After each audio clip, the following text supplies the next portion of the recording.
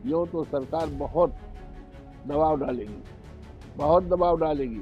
उन पे दबाव डालेगी कि चुनाव जो है फर्जी कराया जाए और समाजवादी पार्टी के मतदाताओं को रोका जाए, घरों से निकलने न दिया जाए, ये सब काम करेंगे। मिल्कीपुर उपचुनाव के बीच अवधेश प्रसाद ने बीजेपी पर लगाया बड़ा आरोप। कहा कि बीजेपी अधिकारियों पर बना सकती है दबाव। आज हम इसी पर करेंगे बात। नमस्कार, 4 PM पर आप सभी का स्वागत है।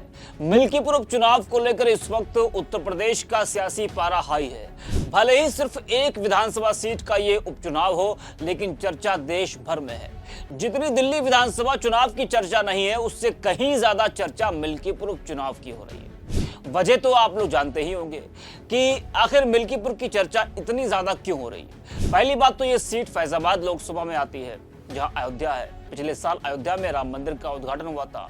उसके बाद लोकसभा चुनाव हुआ तो बीजेपी फैजाबाद लोकसभा सीट हार गई। तो इसी वजह से मिल्कीपुर की चर्चा ज्यादा हो रही है। बीजेपी को लोकसभा चुनाव की हार का बदला मिल्कीपुर उपचुनाव से लेना है और हो सकता हो वो ये सीट जीत भी जाए, क्योंकि विपक्ष का कहना है कि बीजेपी सभी हथकंडे यहां पर अपना रही है। फुल तैयारी में वो है। अपने अधिकारियों को तैनात कर दिया गया है। थानेदारों पर विपक्ष को शक है। पुलिस का रवैया तो पिछले उपचुनाव में देखा ही गया, किस तरह से विपक्ष ने कई आरोप लगाए। इन सबको देखते हुए विपक्ष सतर्क है और पूरा प्रयास कर रहा है कि निष्पक्ष चुनाव हो। वही अब आपको बता दें कि मिल्कीपुर उपचुनाव के बीच सपा सांसद अवधेश प्रसाद का एक बड़ा बयान सामने आया है। अवधेश प्रसाद, जिनके बेटे को समाजवादी पार्टी ने मिल्कीपुर से टिकट दिया है। मिल्कीपुर उपचुनाव बीजेपी के लिए प्रतिष्ठा का सवाल है। बता दें कि पिछले साल अयोध्या लोकसभा सीट पर बीजेपी को हार का सामना करना पड़ा था और यह हार पार्टी के लिए एक बड़ा झटका थी। अब मिल्कीपुर में उपचुनाव में बीजेपी इस बार किसी भी हालत में हार से बचना चाहती है, क्योंकि अगर मिल्कीपुर भी हाथ से निकल जाता है तो यह बीजेपी के लिए और भी बड़ी राजनीतिक चुनौती बन सकती है और आने वाले विधानसभा चुनाव में बीजेपी की मुश्किलें बढ़ सकती है। अयोध्या में जितनी विधानसभा सीटें हैं, उन सभी सीटों पर बड़ा असर पड़ेगा। अयोध्या बीजेपी के लिए बहुत महत्वपूर्ण है और अगर यहां भी सपा को फिर जीत मिलती है, यानी कि मिल्कीपुर में अगर फिर सपा को जीत मिलती है, तो यह बीजेपी की राज्य और केंद्र सरकार की कार्यशैली और स्थानीय नेतृत्व पर भी सवाल उठा सकता है। सवाल खड़े भी हुए लोकसभा चुनाव में। जब बीजेपी हारी अयोध्या तो सवाल खड़े हुए। इसीलिए बीजेपी ने पूरी ताकत झोंक दी है, चाहे वह प्रचार हो, वोट बैंक को साधने की रणनीतियां हो, या फिर मुख्यमंत्री और नेताओं द्वारा किए जा रहे प्रचार। कई मंत्री वहां पर लगे हैं। 6 मंत्रियों को बीजेपी ने उतार रखा है और वो कई महीनों से मिल्कीपुर में वो प्रचार में लगे हुए हैं और मुख्यमंत्री भी कई बार अयोध्या का मिल्कीपुर का दौरा वो कर चुके हैं। पार्टी की कोशिश यही है कि इस उपचुनाव को जीतकर अपनी खोई हुई प्रतिष्ठा को पुनः स्थापित किया जा सके, लेकिन शायद इतना आसान नहीं होने वाला है। वही आपको बता दें कि अवधेश प्रसाद ने एक बड़ा बयान दिया है। अवधेश प्रसाद ने कहा कि यह लोकतंत्र के मंदिर को मजबूत करने का चुनाव है और इस चुनाव में हमें उम्मीद है कि जो अधिकारी चुनाव में लगेंगे तो लोकतंत्र के मंदिर की मर्यादा को वो कायम रखेंगे, लेकिन सरकार अधिकारी पर दबाव बनाएगी, गड़बड़ी करेगी, सपा के वोटरों को रोकेगी, तो हमें उम्मीद है कि अधिकारी सही से काम करेंगे। तो ये आरोप इसलिए लगाए जा रहे हैं क्योंकि पिछले साल 9 विधानसभा सीटों पर जो उपचुनाव हुआ, उस उपचुनाव को लेकर विपक्ष ने कई आरोप लगाए कि बीजेपी ने, सरकार ने प्रशासन के साथ मिलकर, पुलिसकर्मियों के साथ मिलकर चुनाव में गड़बड़ी की, जिसकी वजह से उसको 7 सीटें मिली। जी हाँ, 6 सीटें बीजेपी के पास गई थी और 1 सीट उसके जो सहयोगी दल थे उसके पास, यानी कि 7 सीटें पिछले साल जो उपचुनाव हुआ उसमें 7 सीटें एनडीए को उपचुनाव में मिली। तो जो गड़बड़ी का आरोप पिछले साल उपचुनाव में लगा, तो विपक्ष नहीं चाहता कि उसी तरीके से गड़बड़ी बीजेपी जो है मिल्कीपुर उपचुनाव में करे, जिसकी वजह से विपक्ष इस वक्त सतर्क है, खासकर समाजवादी पार्टी, क्योंकि मिल्कीपुर में जो मुख्य मुकाबला है वो सपा और बीजेपी के बीच में ही है। तो अब आपको हम सुनाते हैं कि अवधेश प्रसाद ने क्या कुछ कहा है, जरा वो भी आप सुनिए। भूख से मर रही, प्यास से मर रही, ठंड से मर रही, दवाई से मर रही है। ऐसे समय में जबकि इस प्रदेश का कोई योगी सन्यासी मुख्यमंत्री हो और हमारी गायें, जिसको हम माँ कहते हैं, हम तो उनका पैर छूते हैं, कहीं बाहर जाते हैं गुड़ खिला के पैर छू के, आज उनकी हालत है, दुर्दशा है। तो ये चुनाव ऐसे समय हो रहा है, इस चुनाव में जनता ने ये चुनाव जनता ने अपने हाथ में ले लिया है। हम अपने को सौभाग्यशाली मानते हैं कि चुनाव अब अवधेश प्रसाद का, अजीत प्रसाद का, समाजवादी पार्टी का, अखिलेश यादव जी का, इंडिया गठबंधन का चुनाव नहीं रह गया। इस चुनाव को आम जनता ने अपने हाथ में ले लिया है।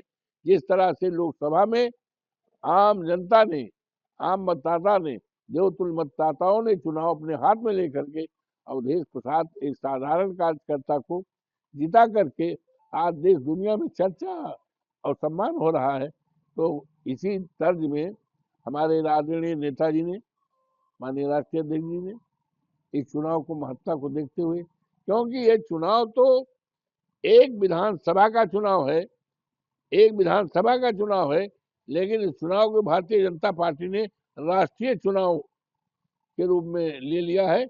आज मिल्कीपुर की चर्चा पूरे देश दुनिया में चर्चा हो रही है। दिल्ली में चुनाव है, दिल्ली के चुनाव की चर्चा नहीं है, चर्चा है देश में, दुनिया में, तो मिल्कीपुर की चर्चा है। तो इस चुनाव के महत्व को देखते हुए हमारे राष्ट्रीय अध्यक्ष जी ने स्टार प्रचारक 40-45 है भेजा है। वो स्टार प्रचारक जाएंगे और इसलिए जाएंगे कि सरकार तंत्र के बल पर नहीं, लोकतंत्र के बल पर चुनाव करावे। पिछले दिनों में जो चुनाव हुए उत्तर प्रदेश में, उसमें बहुत ज्यादती हुई, मतदाताओं को मत देने से रोका गया, पिस्टल चमकाई गई पुलिस द्वारा, बड़ा नंगा नाच किया गया और लोकतंत्र का हत्या की गई। और यूँ तो मैं उम्मीद करता हूँ कि ये चुनाव जो हो रहा है, ये लोकतंत्र के मंदिर को मजबूत करने का चुनाव है। और इस चुनाव में हमें उम्मीद है कि जो भी अधिकारी हमें लगेंगे, जो भी अधिकारी चुनाव में लगेंगे, जो कर्मचारी चुनाव में लगेंगे, ये लोकतंत्र का मंदिर है, लोकतंत्र की मंदिर की मर्यादा को कायम रखेंगे। यूँ तो सरकार बहुत दबाव डालेगी, बहुत दबाव डालेगी, उन पर दबाव डालेगी कि चुनाव जो है फर्जी कराया जाए और समाजवादी पार्टी के मतदाताओं को रोका जाए, घरों से निकलने न दिया जाए।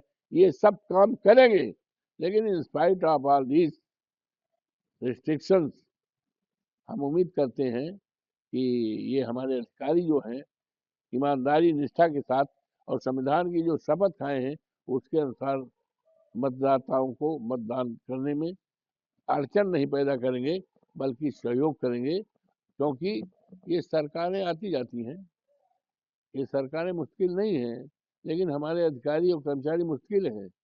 इनका तो कम से कम 60 साल तक तो है ही है, और सरकारें तो 5 साल में बदलती रहती हैं।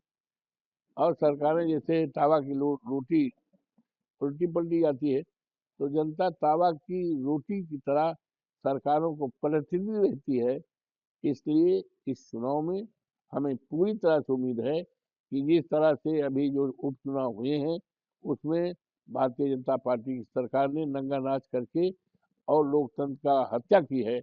इसमें पूरी तरह से हमारे अधिकारी बचने का काम करेंगे और हमारे जो स्टार प्रचारक पार्टी की तरफ से आ रहे हैं, वो पार्टी के नेता हैं, कार्यकर्ता हैं, और उनके आने से हमारे जो मतदाता हैं उनका मनोबल ठीक रहेगा।